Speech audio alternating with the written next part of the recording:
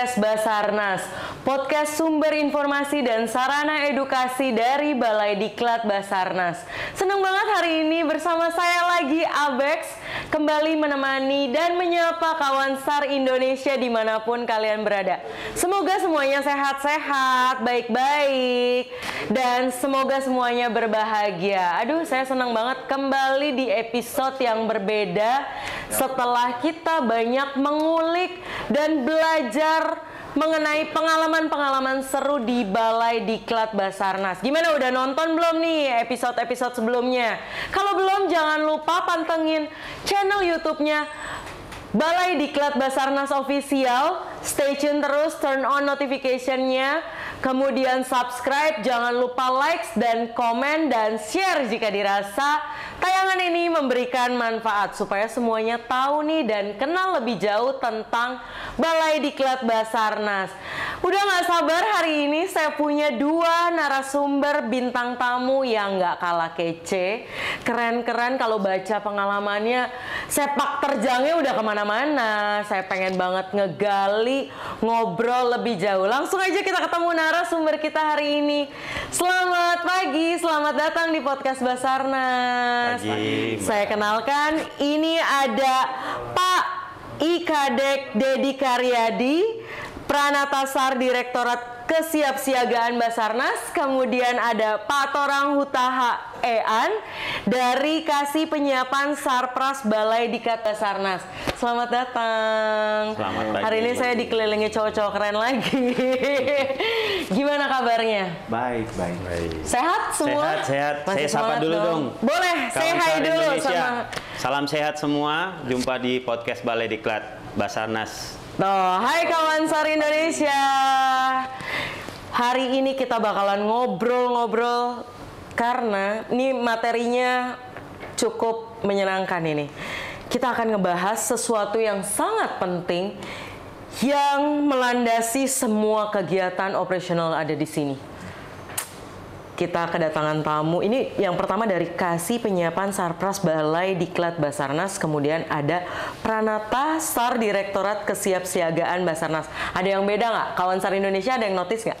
Dari dua orang beliau-beliau ini yang berbeda apa?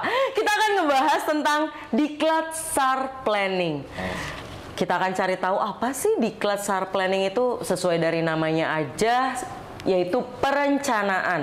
Artinya semua kegiatan ini melandasi ya semua program. Sebelum dilakukannya dibuat rencana dulu, betul? Tapi sebelum kita masuk lebih jauh, kita bakalan ngobrol-ngobrol biar kenal makin deket, biar saya juga makin enak tanya-tanyanya. Nah, ini kalau ngelihat dari nama-namanya, saya punya dua narasumber yang berbeda nih. Dari namanya aja udah eye-catching atau ear-catching gitu. Kedengarannya kok beda banget. Yang pertama saya mau tanya dari Pak Torang. Boleh tahu dong, kalau ngelihat namanya ini asalnya dari mana Bapak? Apakah memang asli dari sini atau dari pulau seberang? Silakan. Terima kasih ya Mbak Abek. Ini kesempatan diundang sebagai narasumber di podcast Balai Diklat. Ini sekalian bertemu dengan rekan-rekan di masyarakat yang pernah saya tempati tugas. Semoga sehat selalu dan tonton terus ya podcast harus banyak ilmunya. Lebih banyak nih lagi kita bertemu di kesempatan seperti ini. Kawan SAR Indonesia, perkenalkan saya Torang Marisi Hutahayan. Saya asalnya dari Danau Toba. Danau Toba, salah satu tempat cantik di Indonesia. Iya, sekalian nih, undang nih berwisata nih. Iya betul, kan lagi masuk jadi kawasan pariwisata. Prioritas. Iya, prioritas. Iya. Jadi saya di sini di Balai Diklat ini sebenarnya baru 2 tahun ya. Baru 2 tahun. Sebelumnya di mana? Saya sebenarnya sudah pindah-pindah tugas. Tapi join SAR-nya sudah dari kapan? Kalau saya itu masuk baru tahun 2006. Baru tidak baru, sudah sekitar 17 tahun. 17 tahun. Iya. Itu tidak baru Pak, seumuran saya. Karena harus optimis. Di Basarnas kan harus optimis. Jadi hal-hal yang sudah kita lewati masih baru lah. Karena masih panjang yang akan kita jalanin.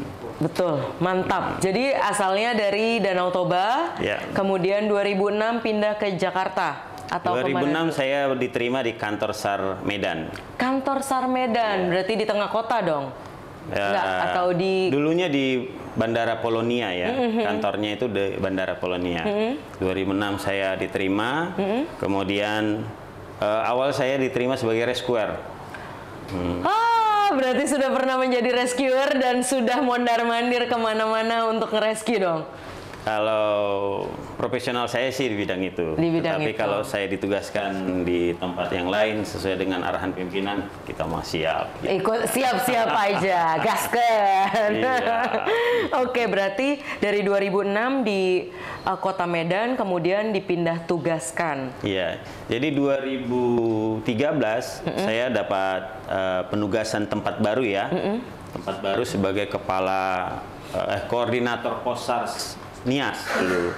Nias. Iya. Aduh, saya Di- pengen banget ke sana tuh. Nah, di sana juga banyak tempat-tempat yang bagus untuk dikunjungi. Ada lompat batu, ada Iya, itu surfing. salah satu.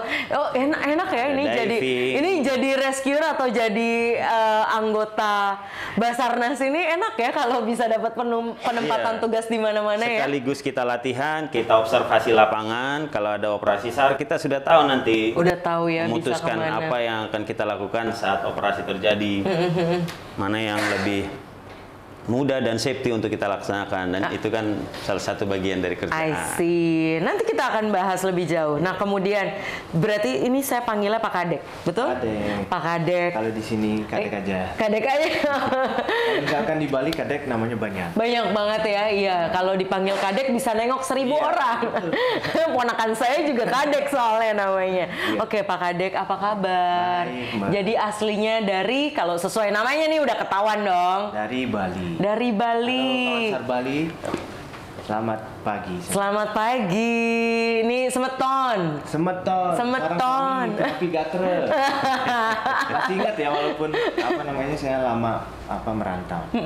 Jadi gimana ceritanya kok bisa tahu-tahu? Ini soalnya aneh, bukan aneh. Dari kemarin kan narasumbernya berbeda-beda gitu. Ada yang dari Sumatera, udah beberapa kali dari Sumatera, dari Pulau Jawa, kemudian dari NTT kemarin, dan kali ini dari Bali loh saya kedatangan tamunya. Ini kan sesuatu yang berbeda, artinya punya banyak banget rasa yang berbeda nih dari masing-masing pulau di Indonesia. Boleh diceritain nggak dari kapan join di Basarnas? Dan kalau saya baca ini Pak Kadek ini bukan dari Balai Diklat Basarnas loh. Ini tamu spesial loh. Waduh. Boleh diceritain silakan Bapak. Oke, perkenalkan kawan SAR, nama saya Kadek Dedi. Udah tahu ya namanya dari asli Bali. Sebelumnya saya cerita dulu ya. Sebelum Boleh. masuk SAR sebenarnya, saya masuk tahun 2015. 2015. Ya, setengahnya lah dari Dari 4 orang. dari Tapi pengalamannya nggak sama.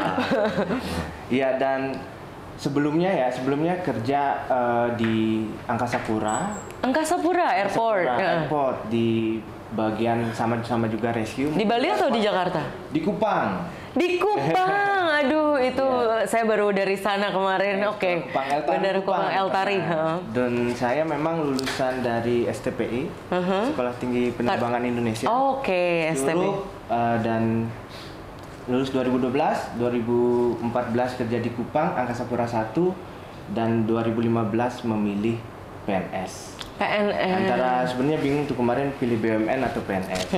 Kemarin BUMN itu di Angkasa Pura 1 sudah calon pegawai, lulus dua-duanya, dan karena background orang tua semua PNS, dan ya jiwanya lebih ke pengabdian untuk masyarakat lah. Oke, akhirnya daftar ASN ya. Jadi daftar dulu PNS, Iya, sekarang dulu PNS, ASN, dan keluar dari Angkasa Pura. Mohon maaf Angkasa Pura 1. Nanti mungkin ada yang nonton Angkasa Pura 1 ya. Masih ada Teman-teman juga teman-teman yang banyak lama. lah. Teman-teman banyak Angkasa Pura 1 juga sudah pada sukses ya. Terima kasih, dan memilih menjadi PNS Basarnas ya memang dari dulu aktif di Palang Merahan. Oh, kegiatan kemanusiaan. lah. Palang Merah dari SMA di Tabanan, mungkin dari Tabanan Sobat SAR bisa temu saya PMI angkatan 2006. Nah itu karena jiwanya memang sudah pengabdian, saya masuk Basarnas di tahun 2015. Seperti itulah. Dari tahun 2015 di Jakarta. Penempatan langsung di Jakarta. Penempatan langsung di kantor pusat. I see. Ya ampun, ini backgroundnya dari Angkasa Pura, penerbangan. Sekolahnya sekolah penerbangan lagi ya. Kemudian memilih untuk mengabdikan dirinya full di kemanusiaan. Seneng nggak? Seneng, dan mungkin karena kita kan tugas fungsinya bukan hanya kebencanaan ya. Sebenarnya kita tuh tugas fungsinya tuh ada 4. Pelaksanaan penyelenggaraan operasi pada kecelakaan pesawat udara, kecelakaan kapal, bencana pada tanggap darurat, dan kondisi membahayakan manusia. Kondisi membahayakan ya. Background saya kan penerbangan, jadi fokus sebenarnya ilmu saya concernnya ke kecelakaan penerbangan. Ingat nggak? Jadi kepake lah ya. Kepake lah, sama lah, linear sama. Dan ingat operasi SAR yang besar? Iya. Yang penerbangan? Penerbangan, betul. Lion Air, Sriwijaya, AirAsia, banyak lah. Sebenarnya itu, jadi ilmunya kepake lah. Dan dirimu ikut kemarin? Kemarin yang terlibat, kalau saya kan lebih ke planningnya.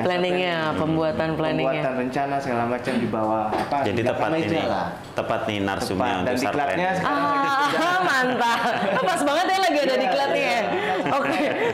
Sebelum kita lebih jauh mengulik soal pekerjaannya, tapi saya mau tanya, secara personal, apa sih alasannya kenapa memilih Basarnas? Secara personal, ada nggak alasan lain selain bahwa basicnya itu memang keluarga dari ASN atau keluarga sudah terbiasa dengan kemanusiaan? Ada nggak panggilan lain gitu? Oh, enggak sih, sebenarnya memang sesuai dengan linear prodi saya ya, program studi pertolongan kecelakaan penerbangan. Oh, pas banget ya, jiwanya kemanusiaan, kemudian program studinya berpengaruh, berkaitan, akhirnya diimplementasikan di Basarnas. Memang ya di program ASN yang memang bagian pertolongan, kalau nggak Damkar, terus Basarnas, BNPB, dan sebenarnya kementerian lainnya banyak, tapi saya lebih ya seilmu lah sama ilmunya, jadi pertolongan kecelakaan penerbangan di Basarnas. Seperti itu, Bang.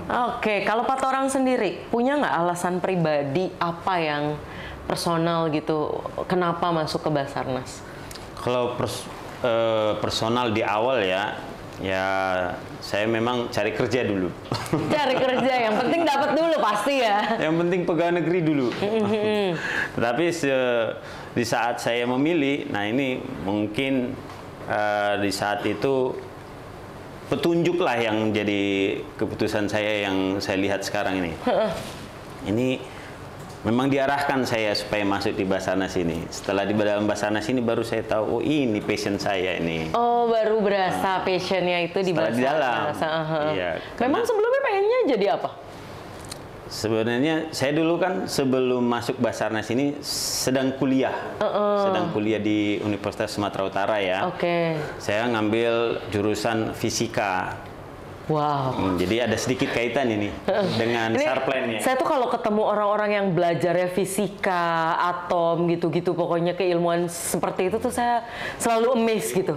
Otaknya itu ada berapa ya? Karena saya kalau nginget fisika itu sakit kepala. Sama aja sebenarnya. Nggak sama. Saya soalnya sekolah nggak dapet background fisika, sekolahnya pariwisata, ngambilnya sekolah pariwisata. Begitu kuliah, saya ngambil teknik mesin, belajarnya fisika sama atom, sakit kepala karena dia SMA nggak dapat. Terus kalau itu luar biasa udah.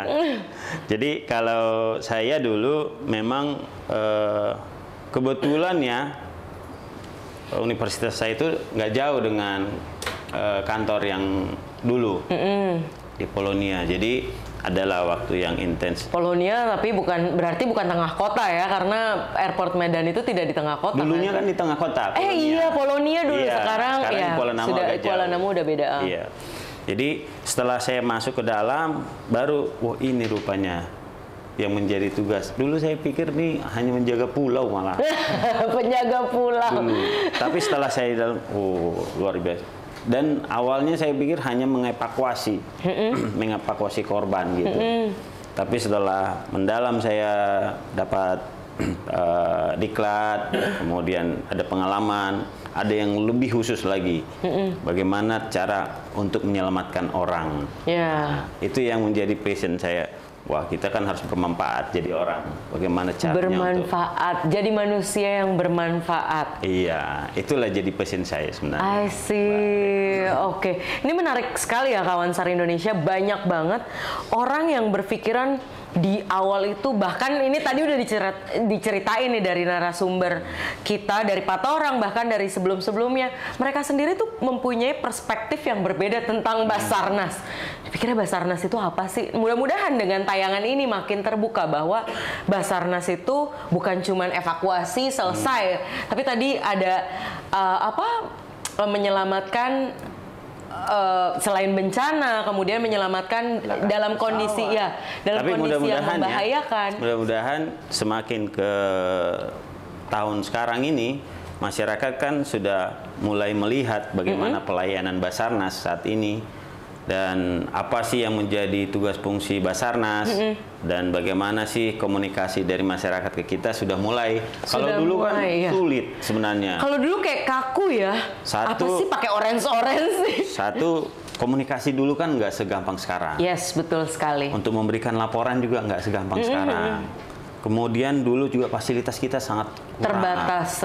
Kadang kita kalau operasi SAR itu masih ngangkot gitu ya ceritanya, nyewa malah karena saking keterbatasannya ya, dan kita juga nggak terlalu banyak dikenal, dan kita memanfaatkan masyarakat, dan itu pemberitaan dulu kan nggak terlalu nggak seperti sekarang ya. Ada dunia digital, sosial media itu akhirnya bisa menyebar kemana-mana. Karena memang saya pribadi tuh menganggap bahwa SAR itu satu badan, ya udah lo khususnya buat nyelamatin orang aja, buat evakuasi, abis itu selesai. Tapi ternyata begitu saya masuk ke Balai Diklat Basarnas, baru terbuka ruang lingkupnya, skopnya ternyata besar dan sangat luas, dan nggak ada lagi tuh stigma bahwa ya udah yang tim orange ini memang udah ngebantuin orang habis itu selesai. Ternyata panjang banget, bahkan bukan cuma saat lagi pakai seragam, di rumah pun, di sekeliling rumah pun kalau terjadi kondisi bahaya. Nah ini kemarin kan sudah dikasih tahu tuh dari tim yang sebelumnya bahwa tugas tim SAR itu bukan cuman ada bencana, tapi orang yang mempunyai kondisi bahaya. Contohnya yang kemarin mau bunuh diri, itu pasti mereka nih yang dikontak, mau udah lepas seragam juga tetap aja dihubungi ya. Ngomong-ngomong soal hal tadi, kira-kira nih, ini ke Pak Kadek dulu. Secara pribadi, SAR itu mempunyai arti khusus nggak untuk Bapak? Kalau arti khusus sih enggak ya. Saya sebenarnya selalu dari dulu memang suka melakukan kegiatan kemanusiaan, dan saya memposisikan diri saya menjadi korban. Misalkan saya lagi mancing, terus saya tenggelam, siapa yang harus nolong saya? Itu saya berharap ada, sebelum tahu Basarnas, sebenarnya dari dulu kan saya nggak tahu Basarnas. Siapa sih yang akan saya, siapa sih yang nanti menolong saya? Kayak gitu, seperti itu. Nanti kalau sudah ditolong itu ibaratnya seperti tangan Tuhan lah ya. Yang kalau misalkan kita harus selamat melalui Basarnas diselamatkan gitu. Jadi SAR itu seperti apa? Kepanjangan, bukan, mohon maaf ini bukan masalah tangan Tuhan, tapi tugas kita itu salah satu tugas mulia, itu adalah menyelamatkan jiwa. Jadi saya memposisikan diri menjadi korban, gimana siapa yang harus menolong, saya berdoa kepada Tuhan, dan ada orang yang menolong, itu mukjizat bagi saya. Dan itu bagaimana saya, karena saya masuknya Basarnas, saya ingin menjadi orang itu. Jadi saya ingin menjadi orang yang bisa menolong orang banyak. Semakin banyak saya tolong, semakin besar juga terkait pahalanya juga. Semakin bermanfaat. Bermanfaat. Seperti itulah. Perpanjangan tangan Tuhan ya, karena memang kita kan nggak pernah tahu ya, tiba-tiba ditugaskan sama siapa yang jadi penolong itu. Kadang kita manusia itu yang nggak tahu, apalagi udah kena bencana boro-boro kepikiran gitu loh. Datanglah mereka. Tugasnya ini dari kemarin memang tugas yang sangat bisa dibilang berperasaan sekali loh, tugas mulia, kemudian bisa menjadi manfaat sepanjang hidupnya dilakukan dengan, apalagi passion mereka ternyata seneng. Dari tadi nih 2 orang ini nih selalu bilang, saya tuh seneng banget nolong orang, saya tuh seneng banget. Percaya nggak sekarang banyak banget hati-hati yang keras nggak mau nolongin orang. Nggak. Kalau Pak Torang sendiri gimana? Menurut Pak Torang? Kalau saya ya mengartikan SAR itu sekarang adalah harapan. Harapan. Iya, jadi. It's a hope. Ya, hope lah. Setiap orang yang sedang membutuhkan pertolongan di saat darurat pasti berpikir penolong siapa yang akan datang. Mempunyai harapan. Nah, jadi kalau Basarnas khususnya, kita ini sudah dibentuk untuk memberikan pertolongan. Jadi setiap orang yang sedang mengalami kedaruratan, tentu kan berharap mereka. Yes, nah, betul. Disitulah jawaban dari setiap harapan. Setiap harapan itu kita hadir, dan harapan yang lebih senang lagi, memuaskan lagi ketika orang yang sudah kita datangin itu selamat. Kita bawa kumpul dengan keluarganya, itu luar biasa. Bahwa dengan selamat itu satu kewajiban, rasanya tuh satu hal yang prioritas utama. Kita senangnya luar biasa ketika mereka berkumpul. Itulah kebahagiaan yang luar biasa itu. Soalnya ngebayangin ya kalau di posisinya dibalik seperti itu, kayak tadi Pak Kadek bilang itu, kalau kita yang jadi korban, bener banget. Aduh, ini sangat sentimental sekali hari ini. Mentang-mentang di luar lagi agak-agak gloomy.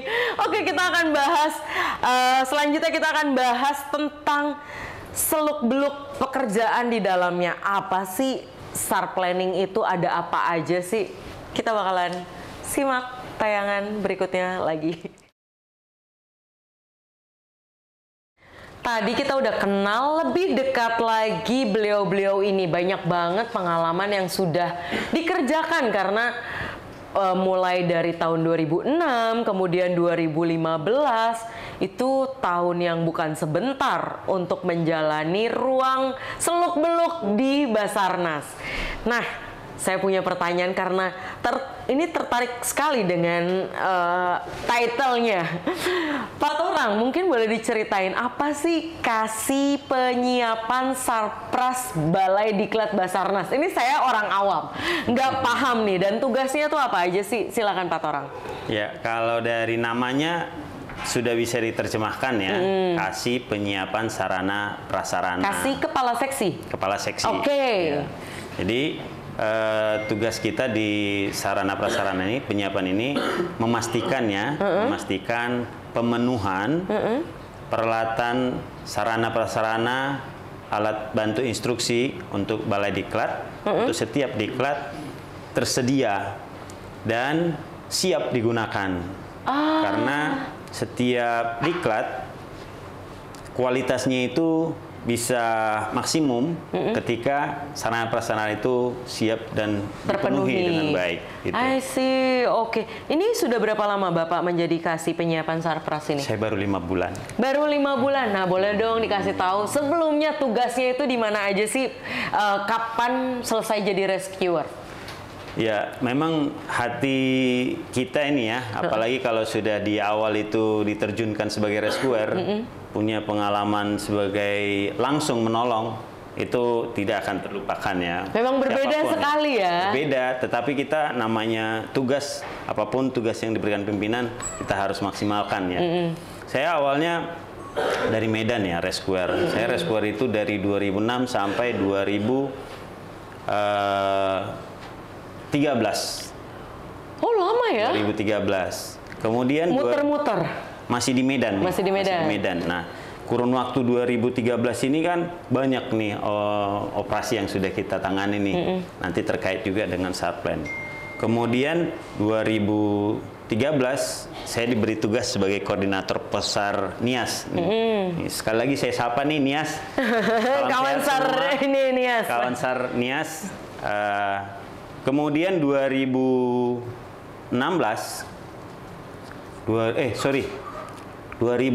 akhir saya ditugaskan sebagai koordinator Posar Sibolga. Sibolga. Ya, nggak nyampe setahun 2016 saya ditugaskan sebagai koordinator Posar Parapat. Parapat, pindah lagi. Pindah lagi. Iya, ini kawan SAR Indonesia harus tahu nih, dari Nias, kemudian Sibolga aja itu lumayan jauh loh, harus terbang lagi. Nyebrangnya. Bisa, sekarang udah ada pesawat. Sudah. Udah ada pesawat, itu juga salah satu pulau cantik gitu. Iya. Kemudian Parapat beda lagi loh. Terus lagi. dari Parapat? Nah, sekalian ini ngundang nih, supaya wisata ini promosi. Banyak ini. banget ya. Terus.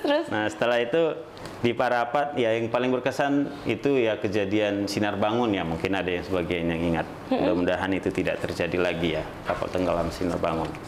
Kemudian 2019 saya ditugaskan sebagai kepala subseksi sumber daya kantor SAR Jambi. Jambi jauh ya. Iya, sampai tahun 2021. Oke. Tahun 2021 saya ditugaskan di Balai Diklat sebagai kasih penyelenggara Diklat sampai tahun 2022 Oktober. Nah, makanya saya baru 5 bulan nih dikasih penyiapan sarana prasarana. Baru pindah ke sini, berarti baru tiba di, ini bukan Jakarta, Jawa Barat. Baru di Jawa Barat, di Jonggo. Jauh banget. Baru 5 bulan. 2 tahun lah. 2 kan tahun. Sebelumnya kasih penyelenggara sudah di Diklat. Oh, sudah di Diklat, tapi bergeser penempatannya kasihnya. di Jambi itu. Enggak, kalau yang di sini kan saya sebagai kasih penyelenggara Diklat dulu. Tahun 2021. Oh, oke. Baru digeser ke kasih penyiapan sarana. Kasih, oh iya benar berarti udah 2 tahun di sini. Berarti pulang dari Jambi langsung ke sini ya. Benar. Penempatannya. Ternyata loh dari 2006 udah muter ternyata belum dapat bagian Jawa Barat atau Jakarta, baru kali ini ya dapat di Jawa Barat 2 tahun. Pengennya sih balik lagi nih. Pengennya balik lagi kemana? Ke Medan. Lebih senang di sana. Beda ya, soalnya kalau itu kan terjun langsung ke lapangan ya memang. Iya, itu tadi kan rasa yang menolong, pengalaman yang sudah kita bangun dulu. Karena panggilannya mungkin berbeda. Iya. Tenang, kan passionnya aja baru muncul ketika sudah mulai bekerja. Siapa tahu di sini tunggu selama 2 tahun, 3 tahun lagi. Nah, kalau Pak Kadek sendiri nih, apa sih tugas dari Pranatasar, dan apa sih Pranatasar itu? Direktorat Kesiapsiagaan Basarnas. Oke, terima kasih. Sebenarnya Pranatasar ini takutnya bias ya, ada 2 jabatan, tapi ini jabatan baru. Nanti saya sampaikan aja, bilang aja staf kesiapsiagaan. Salah satu staf Direktorat Kesiapsiagaan. Tugas saya di kantor pusat itu mengawaki Basarnas Command Center. Jadi ini Mbak, kita di Basarnas ada namanya Basarnas Command Center. Command Center. Command Center. Jadi kita monitoring semua pelaksanaan operasi SAR Medan, Banda Aceh, sampai Merauke. Semua pelaporannya di pusat, betul. Basarnas Command Center. Nah, itu saya dari tahun 2015 sampai sekarang. Pengawakannya di balik meja. Kalau saya mainnya balik meja, Pak Torang langsung ke lapangan. Nah, saya di pusat di Basarnas Command Center. Nah, salah satunya itu nanti bagaimana merencanakan operasi SAR, bagaimana membuat rencana operasi SAR. Sebenarnya kalau yang Basarnas Command Center yang menjadi prioritas nasional yang besar-besar seperti disampaikan itu kemarin Sinar Bangun, yang besar juga AirAsia, ya, tragedi penerbangan penerbangan dan kebencanaan kemarin di Mamuju, di Palu di gitu. Lombok, Banten, dan terakhir di Jawa Barat, Cianjur ya. Cianjur. Nah, itu kita terpusat komandonya di Basarnas Command Center. Oke, jadi pembuatan planning kemudian didistribusikan ke masing-masing daerah dan yang bertugas ya. Fungsinya kita asistensi lah gitu. Apa yang dibutuhkan, apa yang perlu, misalkan dari kantor SAR membutuhkan penambahan aset, nanti kita koordinasikan dengan kementerian lembaga. Oke. Untuk perbantuan aset untuk koordinasi operasi SAR. Tapi kalau saya lihat ini belakangnya instruktur. Oh iya. Bener nggak? Bener nggak? Jadi apakah bertugas juga sebagai seorang instruktur? Nah, kalau pengalaman lebih banyak ke instruktur berarti ya. Saya tahun 2015 masuk. Background memang di Basarnas Command Center, tapi dapat penugasan kepercayaan dari tahun 2017 memang menjadi instruktur SAR planning yang kita bahas. Itu tahun 2017, jadi pengalaman saya lebih banyak pengalaman mengajar jadinya, bukan. Makanya sekarang hari ini juga lagi mengajar nih di kelas nih. Ada kelas 40 orang serta angkatan. Nggak pernah kosong loh, setiap saya podcast di sini nih nggak pernah kosong loh, tiap hari loh itu. Iya kan mereka jaraknya lumayan ya, seminggu ada yang 10 hari, ada yang 2 minggu juga. Memanfaatkan waktu juga. Oke, nah ngomong-ngomong soal SAR planning, siapa nih? Boleh Pak Torang, boleh yang jawab atau Pak Kadek. Apa saja ruang lingkup dan definisi SAR planning tersebut? Instrukturnya dulu deh. Instruktur dulu boleh. Oke. Sebenarnya SAR planning ini adalah salah satu tingkat manajerial ya, diklat manajerial di Basarnas. Itu kita dalam pelaksanaan operasi SAR itu ada 5 tahapan. Sebenarnya masyarakat tahunya operasi aja, padahal pelaksanaan penyelenggaraan operasi SAR itu ada 5 tahapannya. Oke, apa saja tuh? Pertama itu adalah awareness. Yang kedua ini ya initial action, yang ketiga planning, yang keempat operation. Nah, ini baru operasinya. Yang kelima adalah conclusion. Nah, ya, akhir tugas. Nah, yang ini kita masuk ke tahapan planning. Nah, tahapan planning itu ada diklatnya, ada kompetensinya sebelum masuk ke operasi. Jadi setiap operasi SAR itu semuanya direncanakan. Jadi ujuk-ujuk operasi langsung ke lapangan tidak. Jadi lo tunggu, kalau misalkan ada kejadian yang mendadak sekalipun, misalkan urgensinya tuh kayak ini udah emergency banget gitu, tetap harus ada. Karena kan template planningnya juga udah ada dong, tinggal penentuan aja di pos-pos mana segala macam. Oke. Walaupun mendadak ya bencana pasti semuanya langsung dadakan semua semua. Musibah kan tidak musibah memang semuanya mendadak, nggak ada yang nelpon dulu nih, bentar nih gua kabarin nih. Tapi tetap semuanya harus ada proporsinya, direncanakan sebaik mungkin sesuai dengan prosedur gitu ya. Itu wajib ya. Wajib. Oke, kemudian tadi setelah itu dari awareness terus ada apa? Action, planning, operation. Nah, baru nanti setelah kita rencanakan sebelum keberangkatan tim sebenarnya kita melaksanakan briefing. Nah, ini apa sih yang kita cari? Objeknya seperti apa? Targetnya seperti apa? Apa yang mesti jalur evakuasinya, jalur apa? Rencana pencariannya seperti apa? Rencana pertolongannya seperti apa? Ya, bener juga ya. Kita datang pelengap. Kita ngapain? Kita nggak bawa alat. Jadi benar. setiap berangkat tuh harus direncanakan. Berarti sudah bisa membaca dulu situasi yang ada di sana. Misalkan makanya ada divisi-divisinya. Itu tahapan awareness. Nah, itu makanya ada tahapannya, tidak langsung loncat ke operation. Jadi awareness itu kita menggali data informasi apa semua ya di lapangan, jalanan tertutup lah. Kalau misalkan di hutan-hutannya seperti apa, berarti kalian buka peta, harus ngebaca konturnya lagi. Itu kalau di hutan, kalau di gunung ya. Kalau di laut beda lagi, perlengkapannya beda lagi. Itu sebenarnya berkaitan ya, berkaitan dari awal sampai akhir. Karena di awal itu nanti kita harus meningkatkan pola pikir akan apa yang terjadi di depan nanti. Preventionnya juga, preventifnya juga harus dipikirkan ya. Jangan sampai nih tujuannya niat baik ngesar, malah gantian dia jadi disar.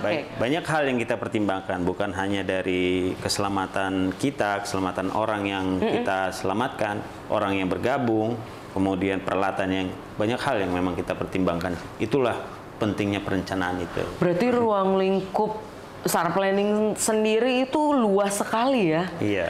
Nah, kalau diklatnya sendiri, jenjang program diklat SAR planning itu seperti apa? Kan ini adalah salah satu bentuk program manajerial, betul? Kemudian apakah ada tahapan khusus sendiri sebelum ikut atau setelahnya? Iya. Tentu ya, karena ini spesialis ya, spesialis dalam perencanaan operasi ini.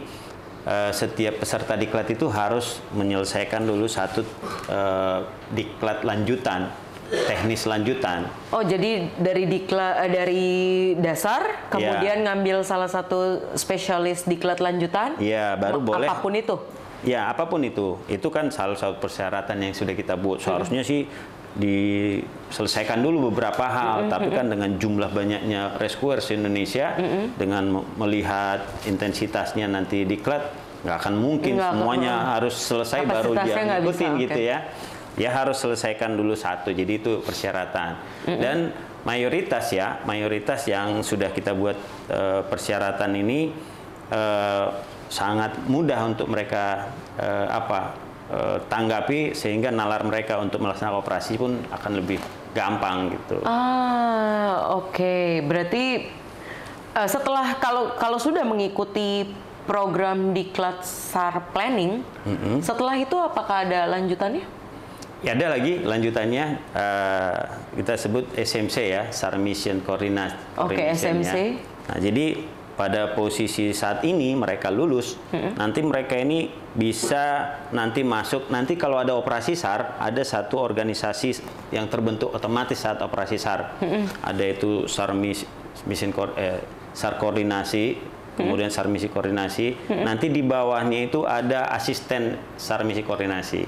Ada asisten operasi, ada asisten admin log, ada juga asisten. Banyak komponennya ya. Jadi ini nanti masuk dulu ke asisten-asisten dulu. Oke, berarti di dalam SAR Planning sendiri itu terbentuk organisasi besar lagi di dalamnya dong. Saat banyak operasi komponen. SAR nanti. Saat operasi nanti.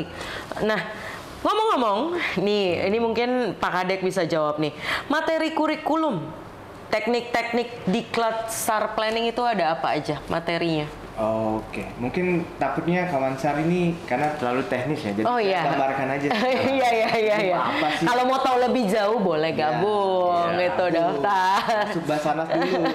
Jadi saya sampaikan gambaran secara umum aja. Untuk Diklat kurikulum yang SAR Planning ini terpusat lebih banyak membahas perencanaan operasi SAR. Tidak ada teknik-teknik teknik-teknik di lapangan lah. Ini hanya khusus untuk merencanakan operasi SAR, khususnya pada kecelakaan kapal dan juga kecelakaan pesawat udara.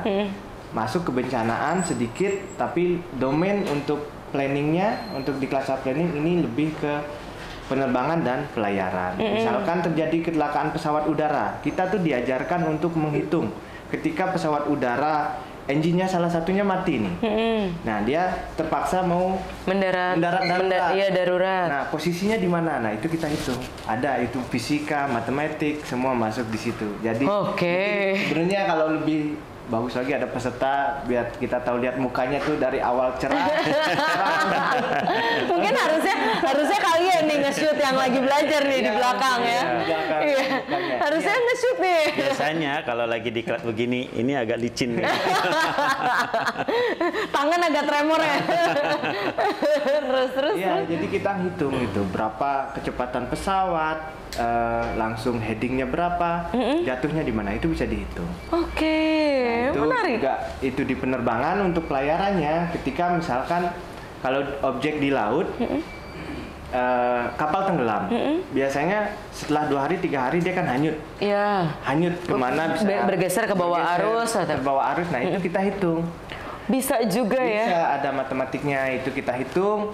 Berapa kecepatan arusnya, berapa kecepatan angin, nah sehingga mempengaruhi objek. Jadi arahnya pergesernya harusnya kita nyarinya di posisi ini karena sudah 2 hari bergerak di posisi ini. Iya. Jadi kita nyarinya bukan di sini. Benar. Kita nyarinya di sini, orangnya udah hanyut. Udah pindah koordinat ya. Harusnya dia selamat malah nggak selamat karena salah perencanaan, salah perhitungan. Nah seperti itulah kita diajarkan untuk SAR Planning ini sebenarnya. Oke, nah kalau peralatan dan perlengkapan Diklat SAR Planning sendiri atau pada saat SAR Planning sendiri apa Pak Torang? Banyak nggak yang digunakan?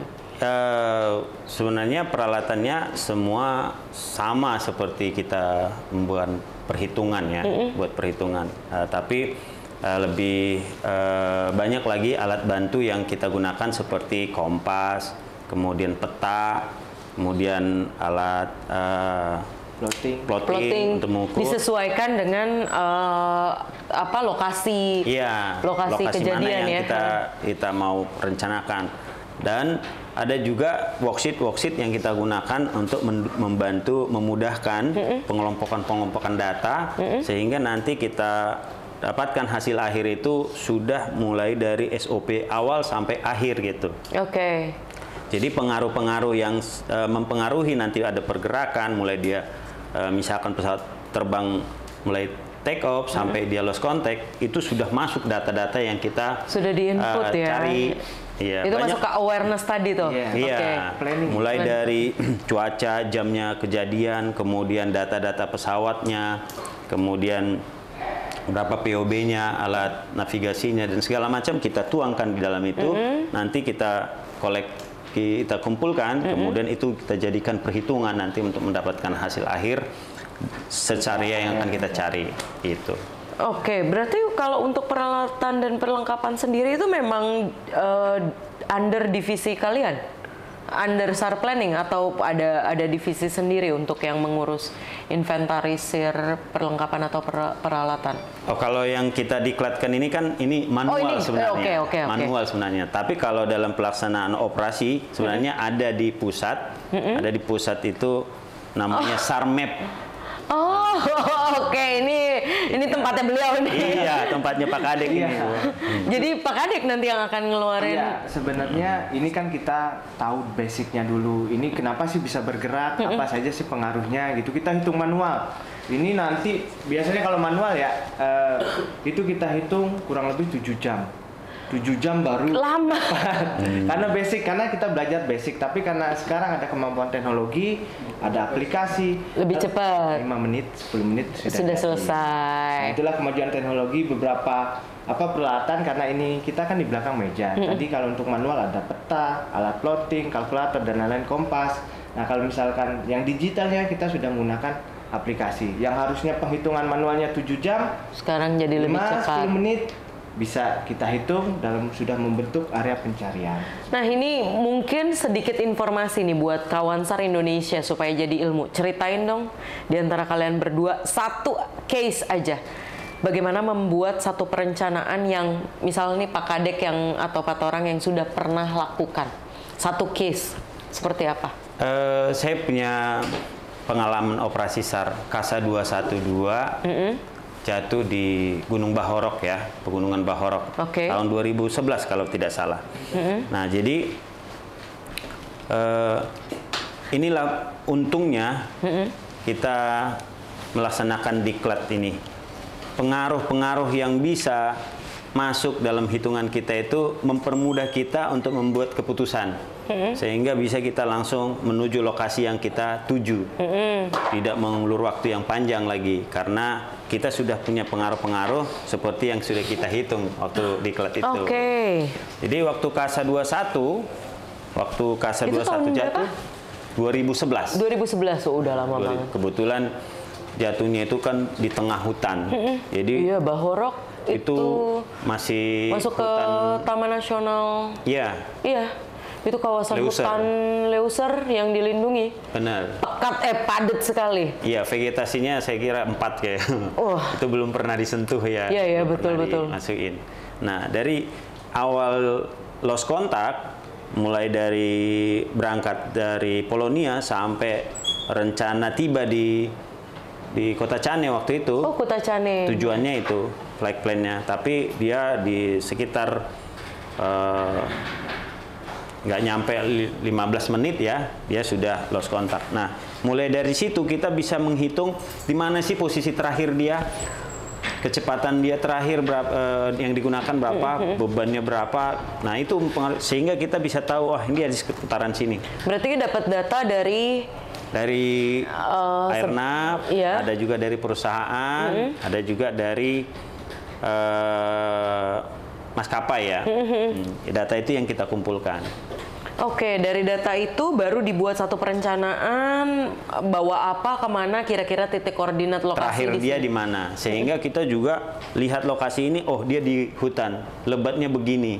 Kita akan menyesuaikan alat apa yang kita bawa, sarana apa yang kita bawa. Misalkan tipe helikopter yang apa yang akan kita gerakkan ke sana, misalkan begitu. Jadi akan banyak pengaruh-pengaruh dalam keberhasilan operasi. Ini kawan SAR Indonesia menarik sekali. Baru nih akhirnya saya paham juga ya. Jadi fungsi perhitungan yang tadinya sebelumnya 7 jam itu ternyata untuk mengkalkulasi semua sampai mereka bisa menentukan satu titik lokasi. Walaupun mungkin titiknya masih bisa bergesernya sedikit lah ya, tapi akurasinya masih almost mendekati ya. Dari hitungan tersebut mereka sudah bisa membayangkan, oke, buka peta ini harus bawa ini dengan cuaca begini, medan yang seperti ini, bawa helikopternya seperti apa, bawa perlengkapan keselamatannya seperti apa. Dari situ juga kalian sudah bisa belum melihat kira-kira bahwa korban dalam keadaan seperti apa atau gimana kemungkinannya? Banyak faktor ya, banyak faktor yang bisa kita putuskan. Tapi harapan kita selalu bahwa ada korban hidup, itu selalu. Pokoknya penempatannya kita mau membawa korban yang selamat, hidup. Iya, korban itu yang, selamat. Sehingga waktu kita membuat perhitungan ini ada prioritas-prioritas yang akan kita utamakan. Misalkan nih kita sedang berhitung, ada juga yang prioritas kita lakukan untuk pertama untuk pemeriksaan awal dulu. Bukan berarti selesai perhitungan baru kita gerakkan, tidak. Tidak. Jadi semuanya kita buat prioritas sehingga golden time mulai dia informasi misalkan crash itu sudah kita kerja semuanya. Sehingga fungsinya SAR planning itu sebenarnya. I see. Oke, kalau Pak Kadek sendiri? Oke, pengalaman ya sebenarnya banyak, tapi pengalaman ketemu orang selamat. Nah, seperti itu. Jadi seorang SAR planner itu kebanggaannya adalah sebenarnya ketika korban tersebut ada masuk di dalam perhitungan kita.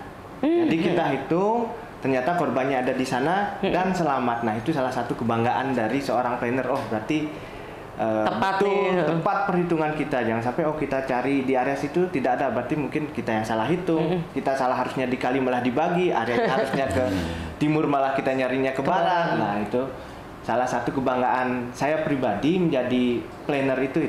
Jadi kita membuat satu area dan korban ditemukan di dalam area tersebut dalam kondisi selamat. Nah, bisa dibawa pulang bisa ya. Bisa dibawa pulang dan ketemu sama keluarganya.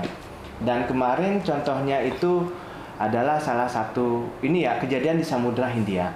Samudra Hindia jauh dekat Sri Lanka di sana. Rute kapalnya itu dari Pulau Kalimantan ke Maldives. Ke Maldives. Di tengah perjalanan kapalnya mati mesin. Ombak tinggi dan kapal mulai perlahan tenggelam.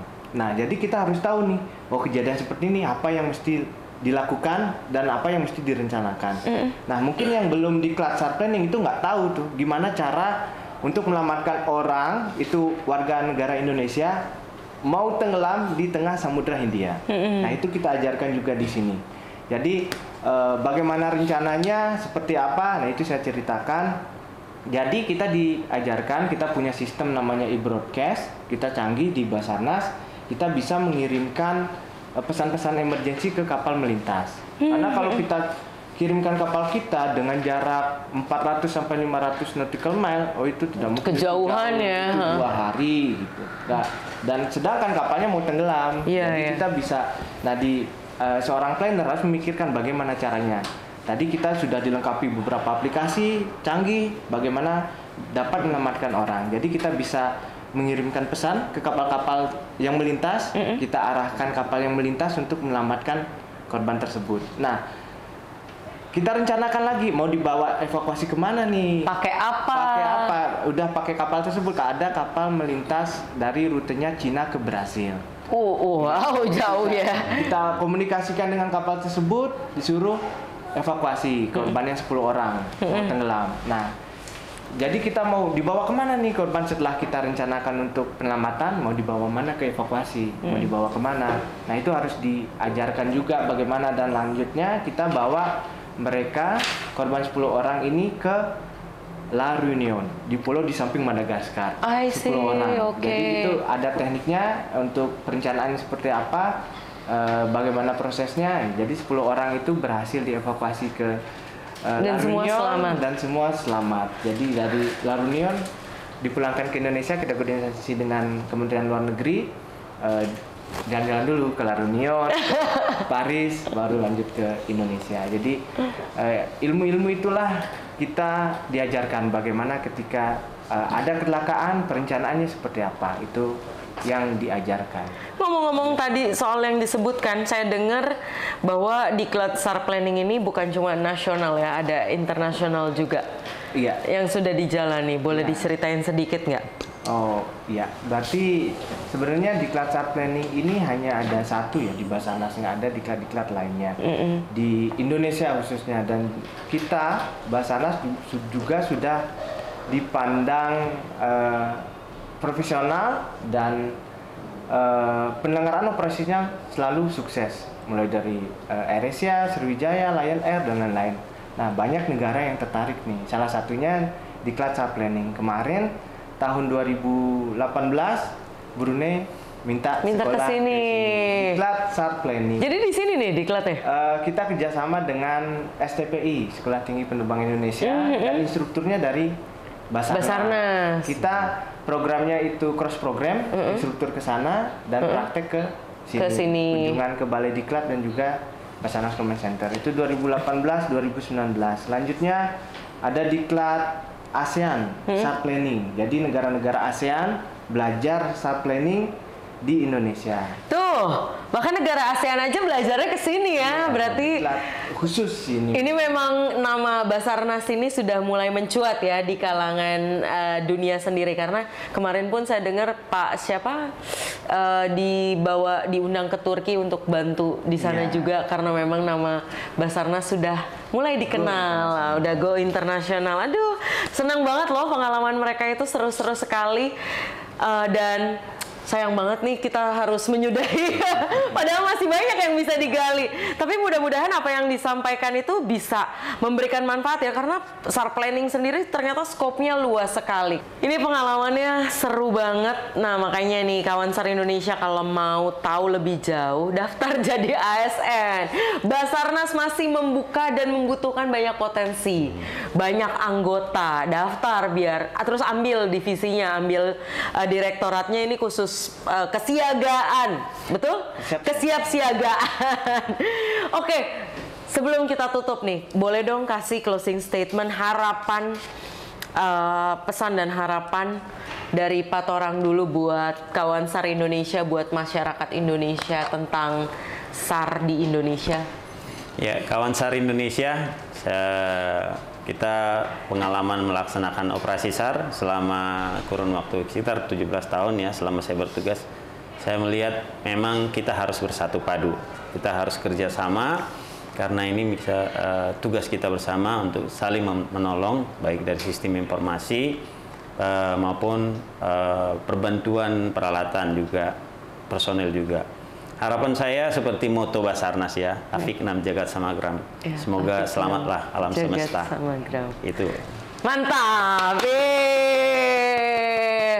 Silakan kalau Pak Kadek. Baik, terima kasih kawan SAR. Jadi kami ada untuk kawan SAR semua.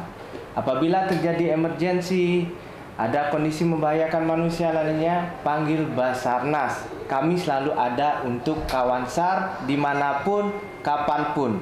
Dan ada satu call center kita, mungkin kemarin sudah dibahas. Sudah dibahas. Ada tinggal 115.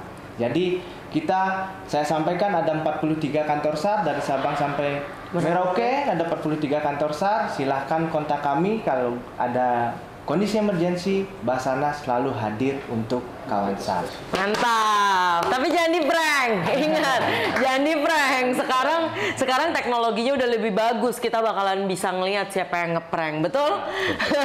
Oke, kalau gitu terima kasih banyak Pak Torang. Terima kasih banyak Pak Kadek buat informasi dan ilmunya. Ini saya makin lama makin tertarik nih. Udah hampir sebulan saya di Basarnas ini, agak-agak keganggu otaknya. Kayaknya ngelamar seru kali ya. Pindah aja sudah. Nanti saya nggak bisa jalan-jalan, tapi tadi kalau dengar kata Pak Torang ternyata bisa kemana-mana. Bisa. Semoga setiap tugasnya bisa dilancarkan, kemudian pekerjaannya dimudahkan, makin banyak lagi. Sebisa mungkin sih kalau bisa memang nggak pengen nolong orang ya, artinya tidak menginginkan kejadian musibah gitu. Tapi kalau mereka harus dihadapkan dengan situasi emergency, mereka pasti siap siaga tentunya. Nah, seperti yang tadi disebutkan sama Pak Torang dan Pak Kadek, bahwa mereka masih membuka banyak potensi dan mereka membutuhkan bentuk kolaborasi antara tim SAR dengan masyarakat setempat. Jadi silahkan boleh membantu dalam bentuk apapun, karena dalam kecelakaan atau musibah apapun yang dibutuhkan memang bukan cuma satu stakeholder, tapi banyak supaya misinya bisa berhasil. Kalau dari SAR Planning sendiri ini sangat menarik, banyak skop yang mereka persiapkan, dan sekali lagi bahwa mereka adalah fondasi sebelum mereka membuat satu operasi. Kebutuhan perencanaan sangatlah penting. Mereka adalah salah satu kunci sebelum melakukan eksekusi operasi di lapangan. Keren banget kan? Seneng banget kan hari ini sudah ngobrol banyak hal tentang SAR Planning. Masih banyak sih sebenarnya yang bisa dikulik lagi, tapi nanti kita bakalan ketemu di episode lainnya. Mudah-mudahan tayangan ini bisa memberikan manfaat. Makanya kawan SAR Indonesia, jangan lupa nih stay tune terus di YouTube-nya Balai Diklat Basarnas Official. Share, like, dan komen YouTube-nya. Tonton terus tayangan ini, semoga bisa memberikan manfaat. Dan kita bakalan ketemu lagi di episode yang gak kalah seru, episode mendatang. Saya Abex, pamit, bye-bye.